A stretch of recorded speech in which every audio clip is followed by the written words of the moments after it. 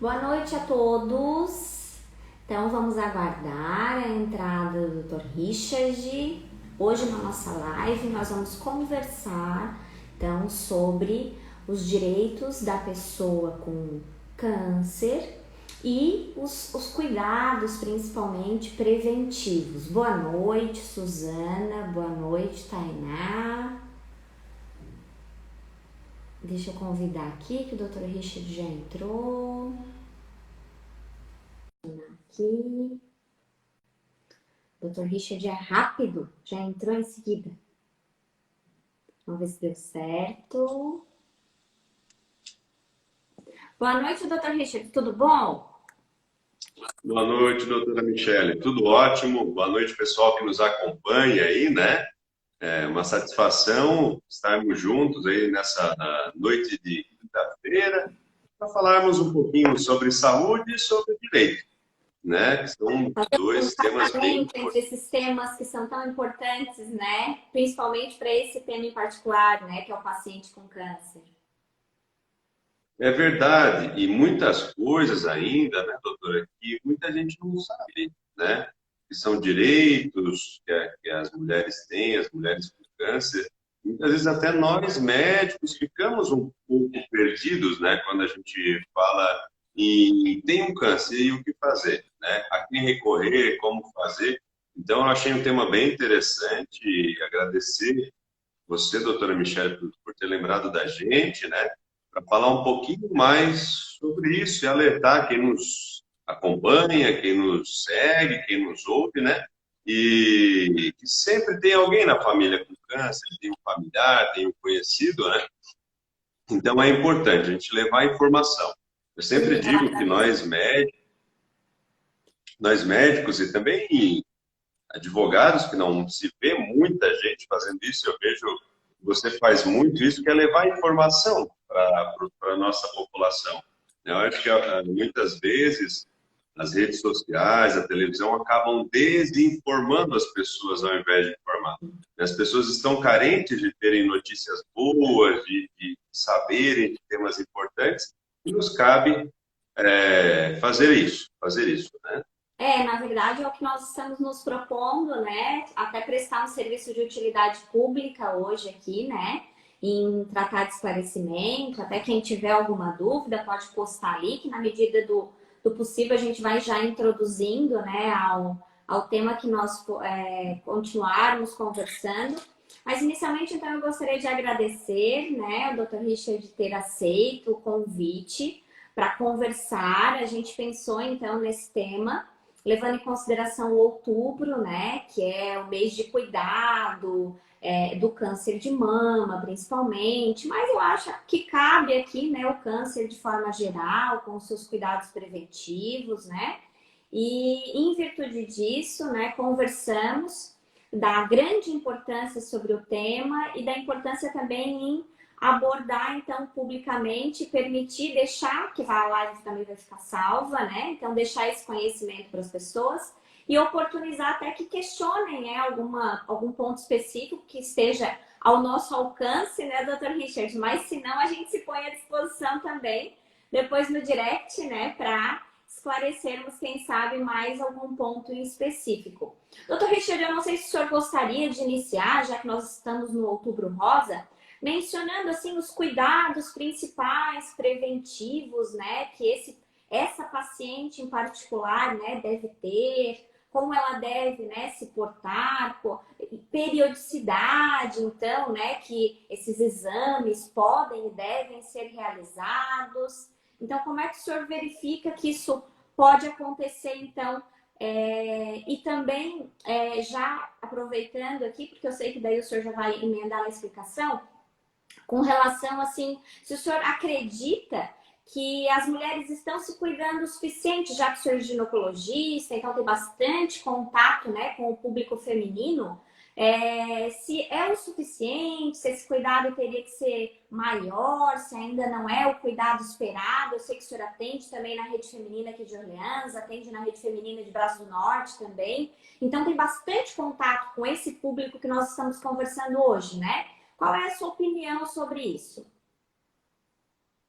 Doutora Michele, mais uma vez, agradecer o convite, ter lembrado da gente, né, para falar um pouquinho em outubro. Eu sempre digo que outubro é o nosso mês.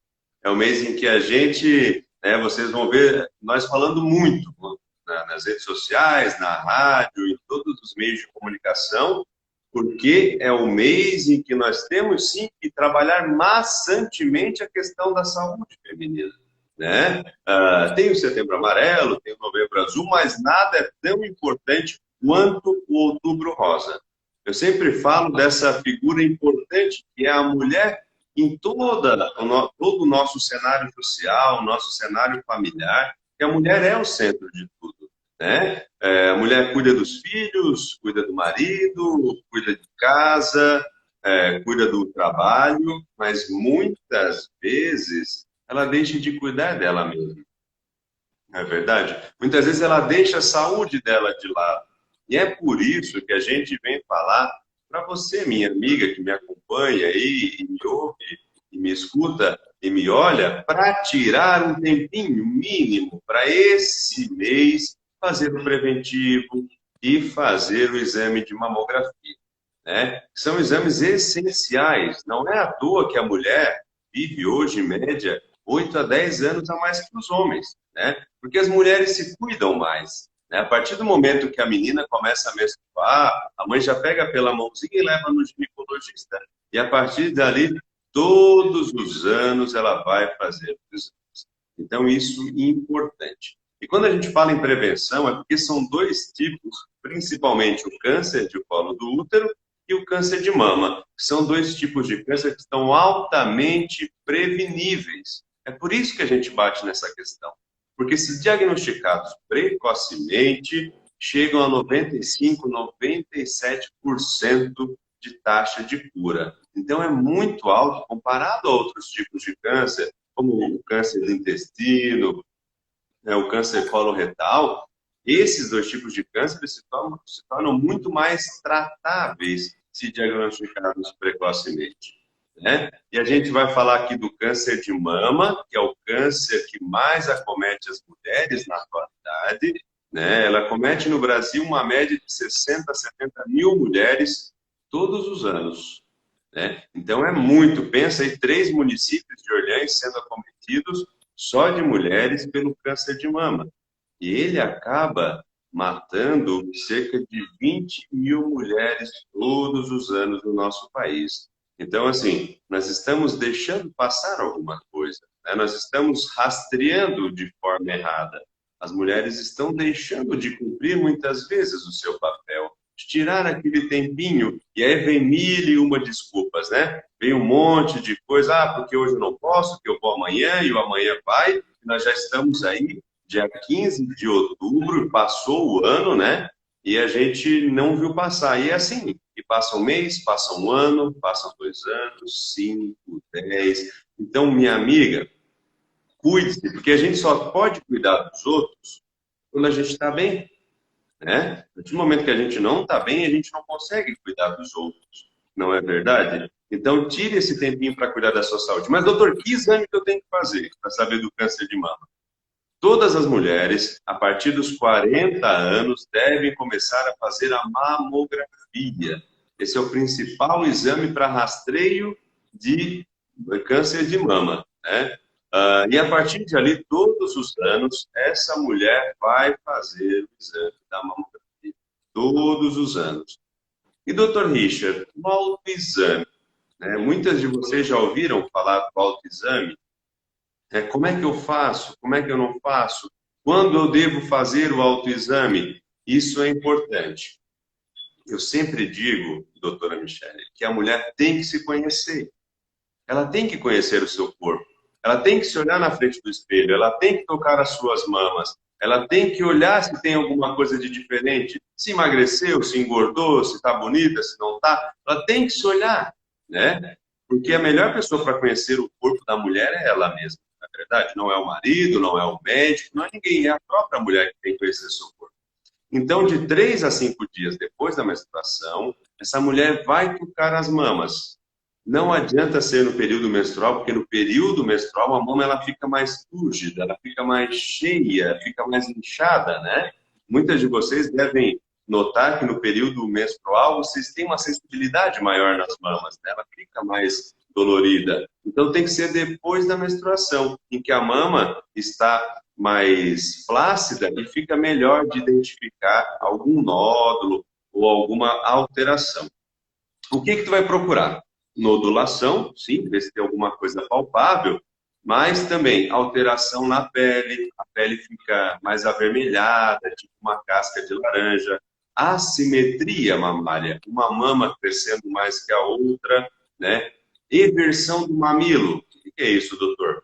O teu mamilo era protuso, era para fora, e depois de um tempo o mamilo começou a entrar para dentro da mama. Isso é preocupante.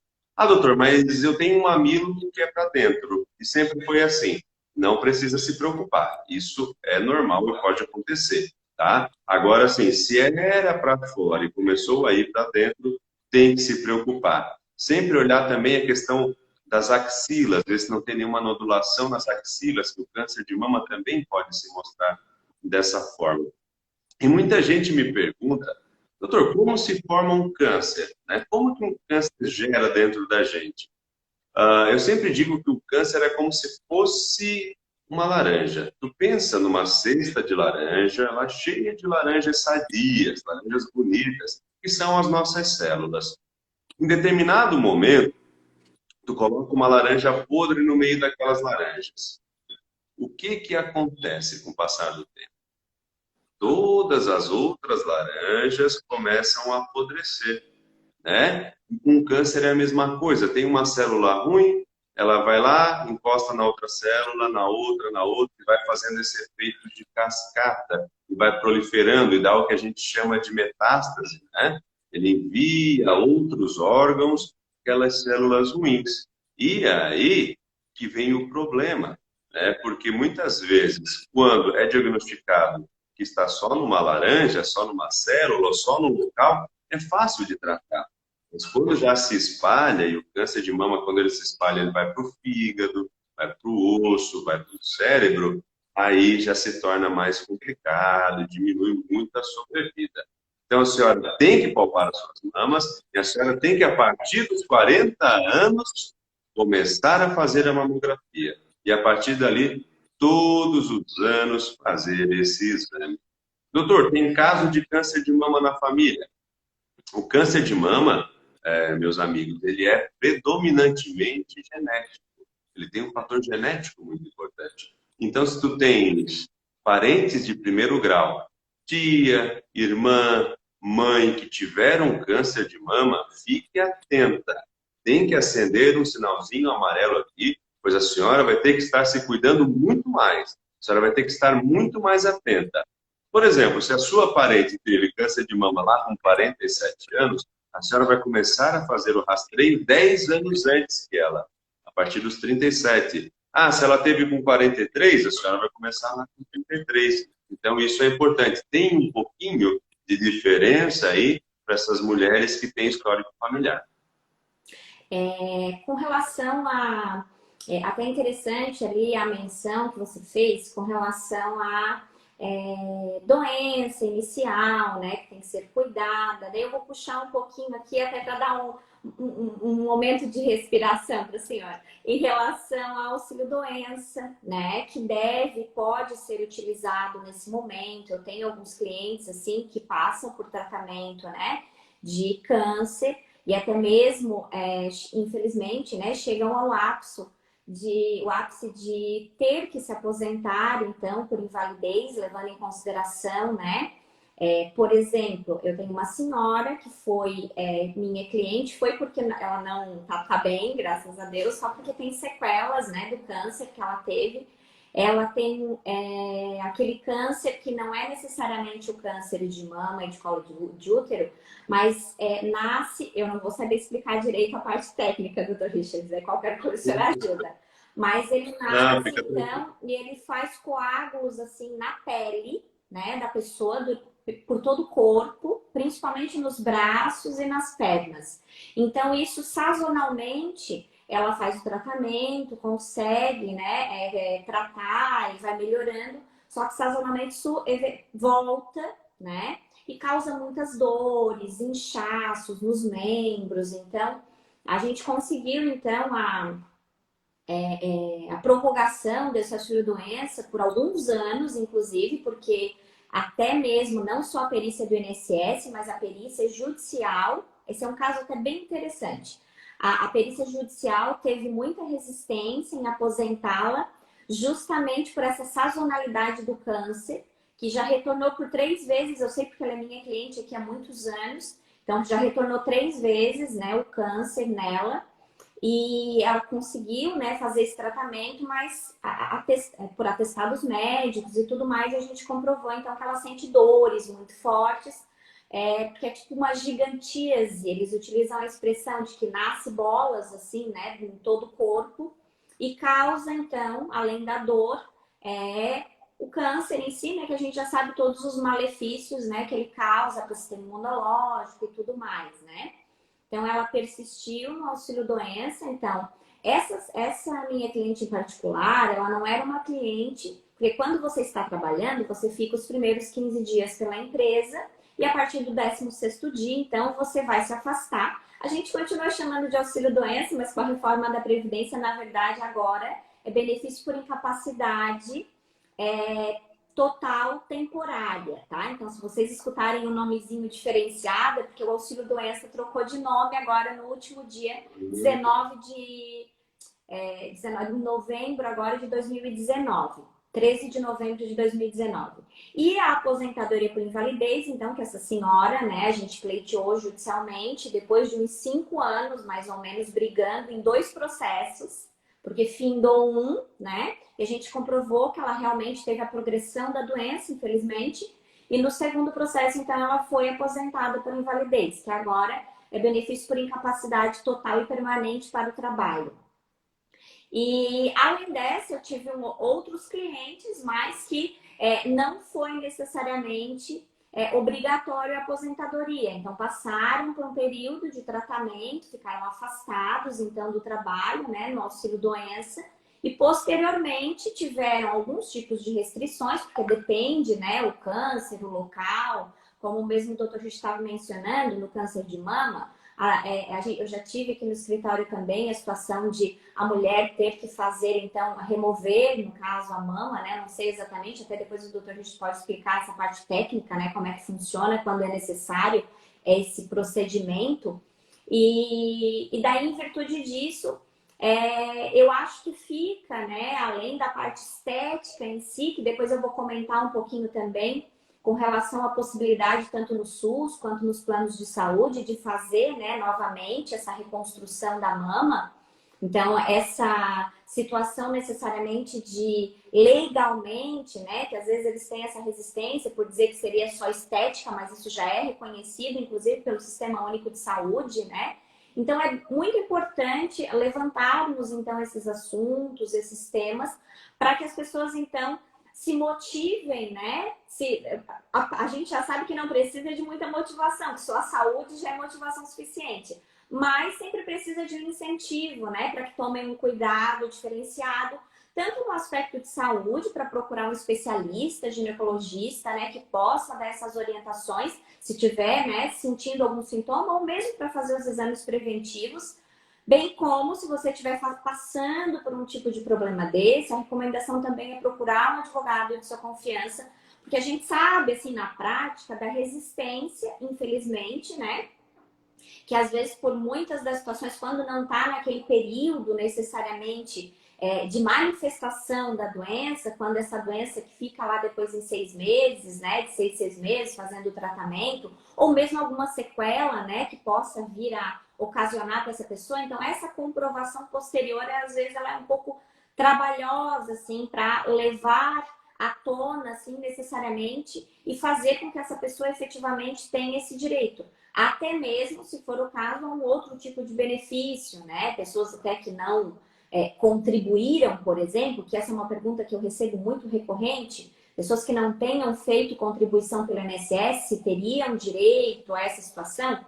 Na verdade, eles vão se enquadrar naquela situação do LOAS. Então, se tiverem ficado com sequelas, né, em virtude dessa situação do câncer, eles vão conseguir também pleitear aí pelo tem os requisitos específicos, porque essas pessoas são as pessoas que a gente chama carentes, né? Que são mais à margem da sociedade, mas que mesmo não havendo essa contribuição, eles podem então pleitear um benefício, que seria o benefício de prestação continuada, que a gente chama de LOAS. A única diferença com o outro benefício, além de que ele é exclusivamente de salário mínimo, né? Ele não tem o pagamento de 13º salário, mas às vezes para uma pessoa que não esteja, né, necessariamente recebendo renda nenhuma, precise, né, fazer esse tratamento constantemente, não tenha como prover a sua subsistência, é uma outra situação também bem pontual de procurar, então, um profissional de sua confiança para verificar essas possibilidades. E isso não só para quem contribui para o INSS, existem algumas exceções que podem ser utilizadas até mesmo para quem não realiza essa contribuição. Eu acho interessante, doutor Gis, já que eu tinha tocado ali na situação de, para que depois eu mencione ali a parte legal de reconstrução, como é que funciona, então, se for necessário realmente, né, esse avanço do câncer, do tratamento, e depois, posteriormente, se for necessário retirar essa mama, como é que funciona isso? Ótimo, doutora. Então, fez o diagnóstico de câncer. E aí, né? Eu sempre digo que no Outubro Rosa a gente fala muito em câncer, câncer, câncer, mas é uma palavra muito pesada, né? É muito pesada, é muito difícil. Por isso, o meu mestrado foi sobre câncer de mama, e a gente conversava com as pacientes que tiveram câncer, passaram por isso, e muitas falavam assim, meu Deus, doutor, quando a gente recebe o diagnóstico, parece que a gente perde o chão, né? Parece que puxam o nosso tapete, né? E se não tem a família do lado, se não tem o apoio, esse grupo de apoio que muitas vezes a rede feminina tem, né? A pessoa fica desnorteada. Porque quando tu fala em câncer, geralmente a primeira coisa que vem na cabeça é morte, né? Eu tenho um prazo de validade, né? Vou morrer em quanto tempo, né? E na verdade não é assim, né? A medicina evoluiu muito. Há cerca de 15, 20 anos atrás, ter um câncer de mama significava retirar ambas as mamas. Fazia-se mastectomia radical, né? Ia até lá no músculo peitoral mesmo, era bem complicado. Hoje não, hoje está muito mais conservador, né? Está muito mais conservador. Como assim, doutor? Se tem um nódulo, faça uma nodulectomia, né? Se ela comete 1/4 da mama, faz uma quadrantectomia, tira somente o local que está acometido.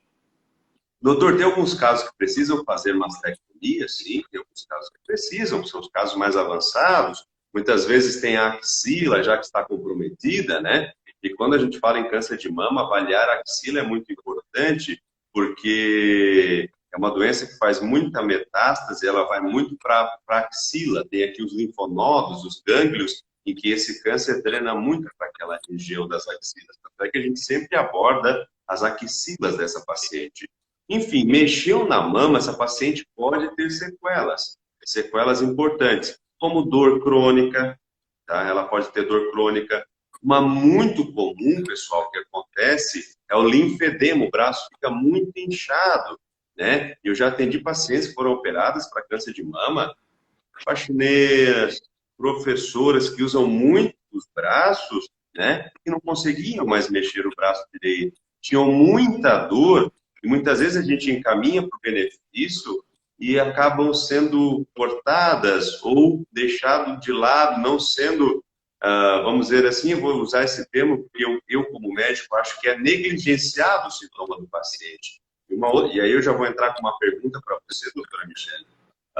Teve um câncer, não tem nenhum problema físico, ficou legal, tratou, está bem, mas e a sequela psicológica? Como é que fica? Porque não é fácil, muitas pacientes entram em depressão, ficam com quadro de ansiedade, então isso também, ao meu ver, deveria ser levado em conta, e muitas vezes nem o físico, né, porque quando o médico perito examina essa paciente, ele não leva em conta, quem dirá o psicológico, né? Então isso, como médico, me deixa muito triste, realmente, né, ver pacientes muitas vezes sendo humilhadas ou passando muito trabalho, né, para conseguir um benefício e que eu sempre digo assim, muitas vezes contribuiu a vida inteira, né, pagou o INSS, pô, é um direito da paciente.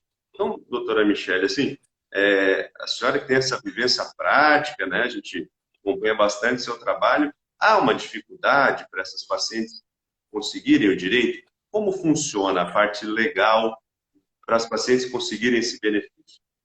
Na verdade, até gostaria de dar boa noite aqui para a Lila, para a Alexandra, para o Michel, para a Clara. E tem também a Lila até mencionou aqui que ela está em tratamento, né, de câncer.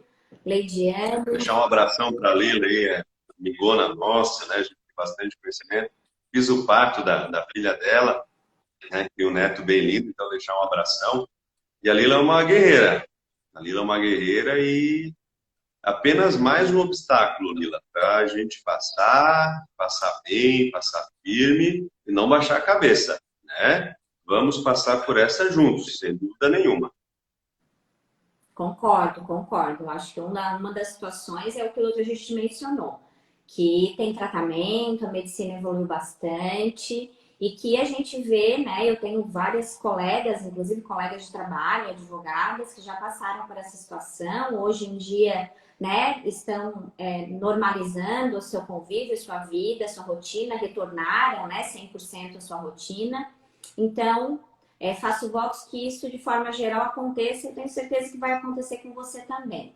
Mas com relação ao questionamento daí do Dr. Richard, é que assim, ó, no primeiro momento, como eu mencionei, os primeiros 15 dias, esse paciente, ele fica, no caso, como um atestado normal pela empresa, né? A partir do 16º dia é que ele vai ficar, então, afastado, né? Esse paciente vai ficar afastado.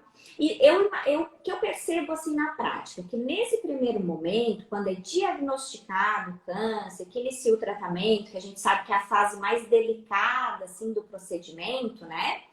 Então, assim, nesse primeiro momento não há tanta restrição com relação ao pleito desse benefício. O que eu percebo na prática, essa animosidade que o doutor Richard está mencionando, né? Essa falta de cordialidade até mesmo no atendimento, no trato, né, com essa pessoa que já está sensibilizada, é no momento posterior, que é no momento então que ela não digo melhorou, né? Porque a gente sabe que tem todo um acompanhamento que tem que ser feito a posteriori, mas que ela então passou pelo período crítico, né?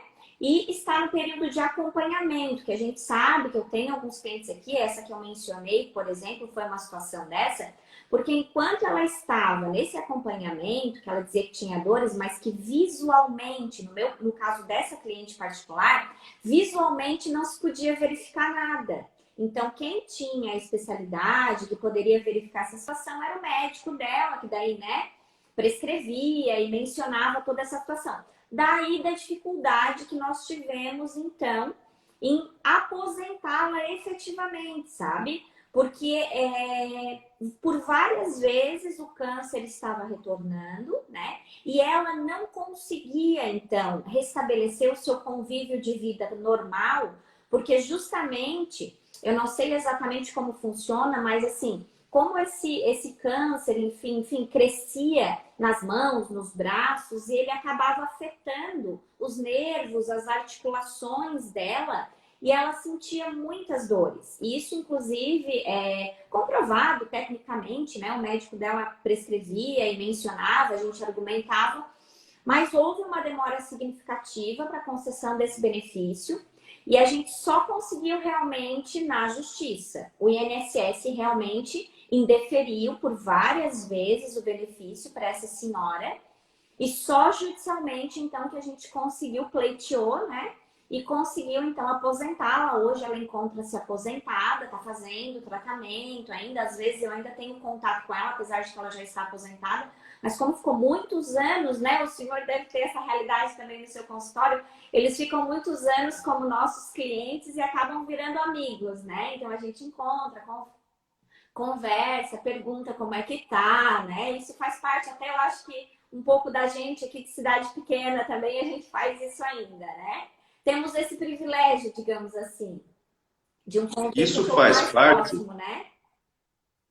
isso faz parte, doutora, do bom profissional. Isso faz parte do bom profissional. Porque, sem dúvida, tem médicos de cidade pequena que não fazem isso, tem advogados de cidade pequena que não fazem isso. O reconhecimento que a senhora tem aí, graças a Deus a gente vem conquistando, é desse bom trato, é de realmente se preocupar com o paciente, com o cliente, ou com quem quer que seja, né? A gente se preocupa, a gente quer que ele fique bem, a gente quer que ele consiga, né, aquele benefício que é direito, né? Eu acho que a nossa população ela é muito desinformada realmente do que acontece, né? Do quais são os nossos deveres e os nossos direitos, né? Então nós somos muito mais colocados a saber os deveres do que os direitos, Com não certeza. é? Vou cumprimentar mais um Porque pouquinho aqui, ó. Que nos deu boa noite aqui. A Leine Atelier. Salve, Suzana Henrique, minha aluna. A Eliane, da Previdência Dialogada, também minha aluna. Raquel. Então, muito obrigada pela presença de vocês. Uma boa noite, né? Que nos deram aqui, Luana. Boa noite. E que bom que gostaram do tema. Eles estão elogiando aqui. Eu não sei se o senhor está visualizando também, mas eles estão elogiando aqui o tema da nossa live e nos parabenizando. Com relação à cirurgia que o Dr. Richard estava mencionando, então existe a possibilidade, tanto pelo SUS, né, a reconstrução da mama em caso de ser necessário realmente, né, essa retirada. Então é possível sim, né, a gente sabe que tem o procedimento legal do SUS para que seja feito isso, mas é possível sim a reconstrução, então já está sendo concedida da mama, né, reconstrução mamária, né, que é como é chamada, e tem leis específicas que regulamentam, então, e deferem esse direito para o cidadão. Tanto com relação, então, ao SUS, quanto se você tem um plano de saúde, porque a gente sabe que no SUS, né, tem filas de atendimento, então, óbvio que ninguém pode passar na frente de ninguém, né, e hoje em dia esse tipo de demanda também tem um pleito significativo. Então, talvez você tenha um plano de saúde, queira se utilizar, então, desse plano de saúde, ele também não pode se negar a prestar esse tipo de atendimento também, de convênio, porque dependendo, eles criam alguns tipos de empecilho também, até mesmo para quem tem o plano de saúde propriamente dito. Algumas pessoas também já vieram me perguntar com relação a financiamentos, com relação a outros tipos de situação. Eu não sei se chegam a conversar com o senhor quando o senhor atende esses pacientes, mas eles são bem preocupados com relação a isso, até porque é um momento que estão precisando realmente financeiramente, né? De um valor considerável para ser, até para o tratamento e tudo mais. Então, realmente, tá? Só para confirmar, é possível o saque do FGTS, o saque do PIS, descontos específicos, aqueles que vocês já conhecem, para compra de veículo. O paciente com câncer também tem esse direito. Aí a Luana Matos está perguntando sobre o benefício de 25% pelo INSS dado às pessoas com câncer. Tem duração? Lindinha, esse benefício de 25%, ele não tem período específico. Se for comprovado, tá? Que realmente o seu tipo de incapacidade mediante, né, a doença câncer, e que você tenha ficado com sequela, e essa sequela seja tão grave a ponto de que você precise de um acompanhante para o decorrer da sua vida, você pode ter automaticamente o acréscimo de 25%. Atualmente, esse acréscimo de 25%, ele está sendo permitido apenas na aposentadoria por invalidez, tá? Nas outras aposentadorias e nos demais benefícios, como por exemplo o LOAS, que eu mencionei anteriormente, está em julgamento. Se eu não estou muito enganada, é o tema 1095 do STJ, tá? Que está para ser julgado. E ele ainda não, então, tem uma decisão final, mas o que se pleiteia, então, nesse tema? Para que esse 25% não seja deferido apenas no caso de aposentadoria por invalidez. Para que nas demais aposentadorias, esse 25% também possa ser ampliado. Exemplo, vamos fazer de conta, apesar de que após a reforma da Previdência, a aposentadoria por tempo de contribuição ela foi extinta, agora nós vamos ficar com as regras de transição e na aposentadoria por idade, mas vamos fazer de conta que você já era aposentada por tempo de contribuição, que era a aposentadoria clássica, que todo mundo conhece, e porventura até posterior a essa aposentadoria chegou a ter câncer, né? E teve um agravamento dessa lesão a ponto de precisar de um acompanhante. Se isso acontecer, tá, na sua vida prática, você vai ter que fazer essa prova, mas é exatamente isso que está sendo pleiteado, então, nesse julgamento que eu mencionei para vocês. Por quê? Porque até então, esse 25% indiferente se a pessoa ganhar um salário mínimo ou ganha o teto do INSS, ela vai ter direito ao acréscimo do 25% da mesma forma. É uma outra pergunta bem recorrente que eu recebo, tá? Então, indiferente. Só que atualmente, legalmente, só está sendo concedido para aposentadoria por invalidez. Então, estamos pleiteando, inclusive aqui no meu escritório eu tenho várias ações dessa natureza, estamos pleiteando esse acréscimo para as demais aposentadorias. Então, se for o seu caso, tá, que você já tenha um benefício que não seja necessariamente aposentadoria por invalidez e você precise desse 25%, se você procurar um advogado, um profissional de sua confiança, você consegue fazer esse pleito, inclusive para resguardar retroativos, porque pelo que eu estou acompanhando o julgamento desse tema, nós temos assim muita esperança de que ele vai ser julgado positivamente. Só que eu não tenho, obviamente, como dar uma previsão de lapso temporal, né? Porque daí a gente depende dos tribunais superiores. Mas a probabilidade, os votos que têm sido dados para essa tese são extremamente humanizados e favoráveis para essa ampliação desse benefício. Apesar de que todos os outros estão no contrário, né? Estão diminuindo, mas esse pleito em particular ainda está progredindo, assim. Doutor, eu tinha uma visão, assim, quem tinha câncer se aposentava. Em algum momento foi assim e mudou? Ou nunca existiu isso, assim? Depende de cada caso para realmente receber a aposentadoria por ter tido um câncer. Não, hoje não funciona mais assim, Dr. Richard.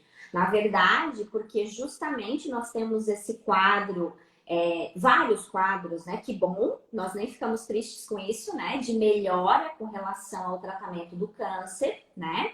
Então, em virtude dessas melhoras e dessa evolução da medicina, isso não é mais tratado dessa forma. Então, a aposentadoria por invalidez obrigatória, sabe? Nós temos, então, o período de tratamento que pode ser prorrogado por mais tempo, né? Não só necessariamente pelos 6 meses, pelo 1 ano de tratamento. Se for necessário, pode ser prorrogado até por um período maior, mas só realmente se o médico dessa paciente prescrever, então, que ela não vai ter mais melhora, é que efetivamente é encaminhado à aposentadoria por invalidez, que é o caso, por exemplo, dessa minha cliente que tem esse câncer, que está sempre, né, voltando e por 3 vezes já retornou, e mesmo no lapso que ela não está efetivamente com o câncer, com os nódulos, né, mesmo assim ela tem sequela, ela sente dores, e isso ficou comprovado pelos exames. Então, se for uma situação dessa, que a sequela também deixada pelo câncer foi uma sequela tão grave, tão considerável, que tenha que gerar, né, essa aposentadoria por invalidez, ela vai gerar sim aposentadoria por invalidez, e inclusive, que foi a pergunta da colega ali, da Luana, pode haver inclusive essa ampliação do valor da aposentadoria em 25%, indiferente, se precisar de acompanhante, né? Indiferente do valor que essa pessoa receba, porque às vezes algumas pessoas já me perguntaram, mas recebe lá o teto da Previdência, R$ 5.000, vai ter direito também a essa ampliação do 25%? Vai ter direito, porque o benefício ele é em percentual e é condicionado não à situação financeira da pessoa, esse benefício. Tem vários outros que são condicionados à situação financeira, mas esse em particular, ele é condicionado justamente à situação física, à situação de saúde dessa pessoa.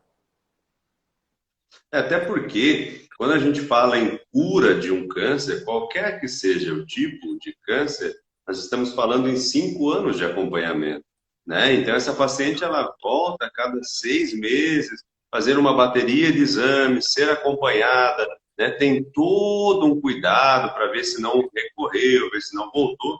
Então, não é algo simples, e muitas vezes muita gente acaba se equivocando. Ah, não, fez a cirurgia, tirou tudo, está curada. Não é bem assim, né? Não é bem assim, que tem as micrometástases, que são células imperceptíveis, né? Que muitas vezes já estão na corrente sanguínea dessa paciente, que quando ela é submetida à cirurgia, e aí elas ficam eliminando, indo para outros órgãos. Por isso que boa parte das vezes a gente acaba colocando junto uma quimioterapia ou uma radioterapia, que é para ajudar a matar essas células ruins que eventualmente tenham se espalhado, né? Então, é algo que é um processo, né? É longo, é uma caminhada longa, né? Então, muitas vezes, quando tu vai dar esse diagnóstico, é bem complicado para a gente como médico, né? Porque há uma transformação muito grande na vida daquela pessoa, daquela família, tem toda uma sociedade por trás, um trabalho que ela vive, uma família que ela vive, uma história, os medos e anseios dessa paciente. Então, a gente tem que estar do lado dessa paciente, né? Durante toda a caminhada. Eu acho isso muito, muito importante, assim, né? Nós, como médicos, estarmos juntos com as nossas pacientes, né? É para dar força, muitas vezes, né? Tratar, se for possível, confortar sempre. Eu acho que esse ditado é bem válido quando a gente fala desse tipo de doença. É interessante mencionar também, você falou na invalidez, um outro questionamento que eu recebo muito, que são das altas programadas. Então, assim, ó, também não é pelo fato de ter, porque o Dr. Richard mencionou do lapso temporal ser um lapso temporal maior, né? Então, vamos fazer de conta que nesse interregno temporal for deferido, então, a aposentadoria por invalidez, né? Mas, posteriormente, essa pessoa veio a se curar totalmente. Sei lá, depois de alguns anos, né? Ela veio a se curar totalmente, então. E o INSS, ele regulamentou, então, a situação de que essa pessoa, mesmo aposentada por invalidez, ela, a cada 2 anos, tem que se apresentar para uma perícia médica, tá? E essa perícia médica vai, então, verificar se essa invalidez persiste. É onde, às vezes, pode acontecer a aposentadoria por invalidez, mas depois ela pode ser, inclusive, reconsiderada, tá? É interessante também mencionar essa situação, porque isso ele é possível, né?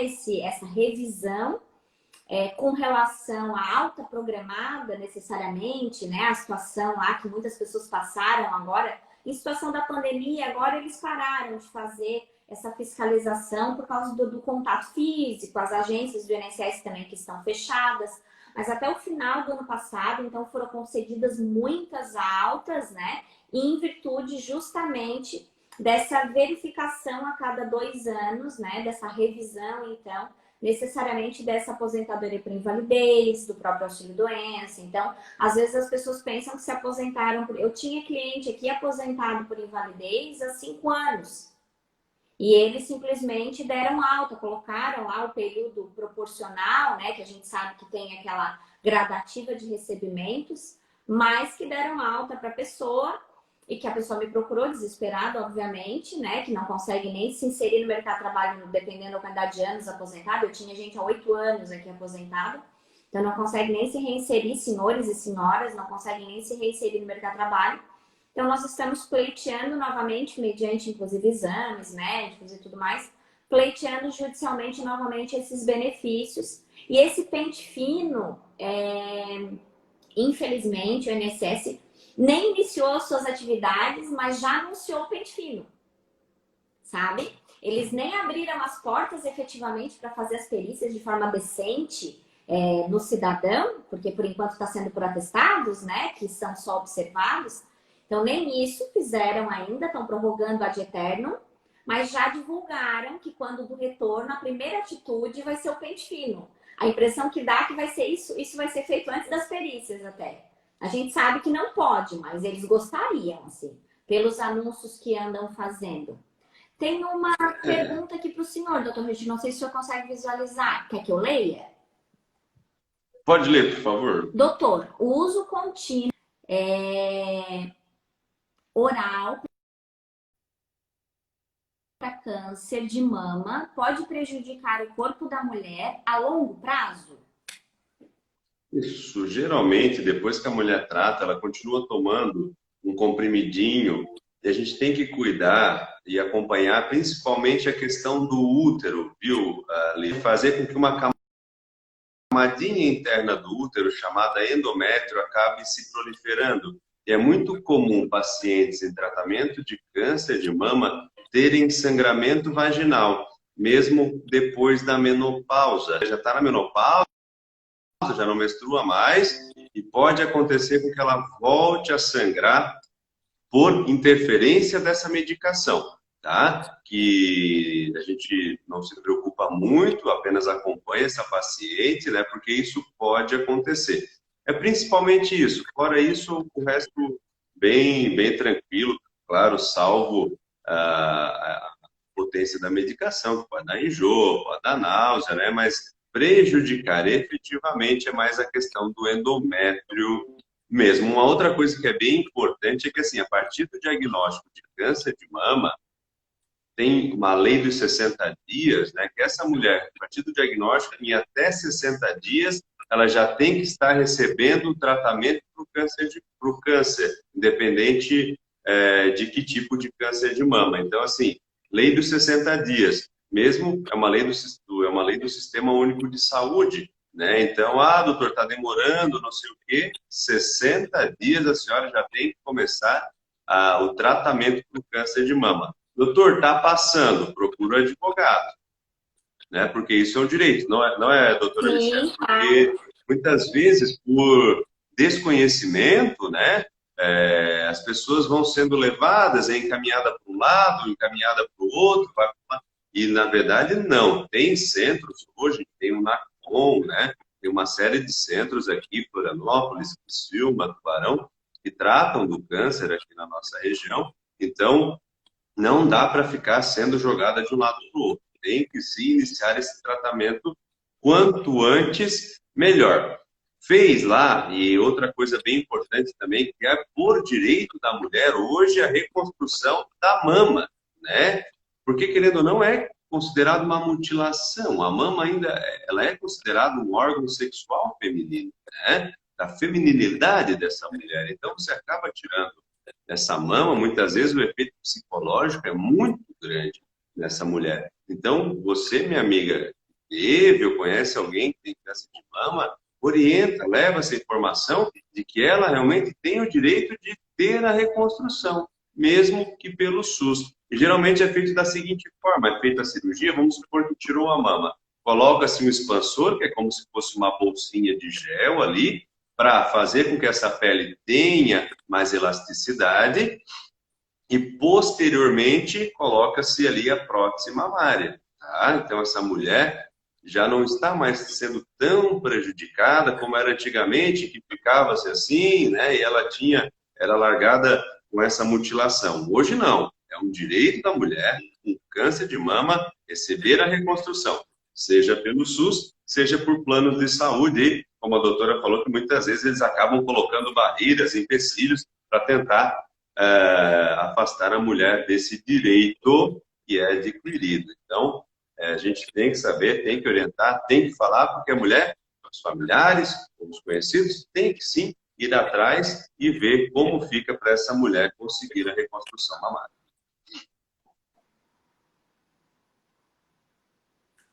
Travou? Acho que Opa, estava escutando. estão me ouvindo? É porque travou a imagem só, então. Ah, Com relação também, é interessante mencionar que se você tem também um processo judicial tramitando e tudo mais, assim como a gente usa essa situação também para o idoso, o paciente, então, com câncer também tem essa prioridade com relação, então, a procedimento, ao trâmite necessariamente, que seria fazer com que esse processo ande mais rápido, digamos assim, né? Uma prioridade que a gente tem necessariamente essa prioridade já para o idoso, né? Então, essa prioridade ela também é estendida para o paciente com câncer também. Com relação a seguro de vida, então, de recebimentos, não necessariamente só em caso de falecimento, mas de lesões, né? Então, se você possui. A própria quitação, né, dos seguros, se você tem algum tipo de financiamento, também é interessante você verificar as cláusulas desse financiamento, do contrato em si, porque até mesmo se você ficar com sequela, você tem direito, às vezes não totalmente, às vezes parcialmente, porque daí tem que se verificar, porque isso é assinado no contrato, né? Mas é interessante sempre verificar, porque talvez em caso de sequela, você também tenha esse benefício de quitar, pelo menos parcialmente, essa situação ou receber alguma situação do seu seguro. Quem tem previdência privada, também é interessante verificar, porque existe também cláusula específica que em caso de doença, né, desse tipo de situação, na previdência privada, esse resgate ele também pode ser feito, porque a gente sabe que é um momento, né, que a pessoa precisa do valor, às vezes para fazer o tratamento, né, um tratamento mais imediato, porque a gente sabe, o doutor Júlio já acabou de mencionar, que apesar de que ter direito e tudo mais, mas dependendo do tipo de procedimento, a gente sabe que às vezes demora, né? E tem que se ficar pleiteando judicialmente e tudo mais. Então, às vezes, até para condução, alimentação, se mesmo que você consiga, né, esse tratamento pelo SUS, mas você vai ter outros gastos também, não só a parte médica em si, lá do exame, da radioterapia, da quimioterapia, né? Mas você vai ter também outras situações, e às vezes seria interessante também verificar e pleitear essas outras situações em virtude de resgate financeiro imediato, né? Para que você possa ter esse dinheiro em mãos, até para viajar e tudo mais, como o doutor te mencionou. Tem clínicas fora, né, da cidade, até mesmo em outros locais, dependendo, outros estados, até dependendo do tipo, né, de câncer que essa pessoa venha a ter. Então, que possa ter esse acompanhamento, se for realmente necessário. Então, existe essa possibilidade também. Como é que anda? O senhor faz o atendimento na rede feminina, né? Aqui da nossa cidade, de Braço do Norte. E não nem a intenção, né, de que seja divulgado nomes nem nada do gênero, mas com relação à quantidade de pessoas assim que estão tendo problemas de saúde dessa natureza. O senhor tem verificado que isso tem aumentado, tem diminuído, com essa, né, com a quantidade de campanhas, alertas que vem acontecendo? Como é que o senhor está visualizando isso na prática? Isso. Infelizmente, o câncer de mama ele é um câncer que tem aumentado a incidência. A incidência tem aumentado. O que nós temos que cuidar, e a gente fala muito, é tentar tratar precocemente para diminuir a mortalidade do câncer. Né? Porque o câncer, por si só, ele é algo muito complexo. Ele depende da genética, da alimentação, da prática de exercício físico, de noites bem dormidas, da imunidade, uma série de fatores. Para teres uma ideia, a prática de exercício físico, uma boa alimentação e uma boa noite de sono pode reduzir em até 30% a chance de a gente desenvolver algum tipo de câncer.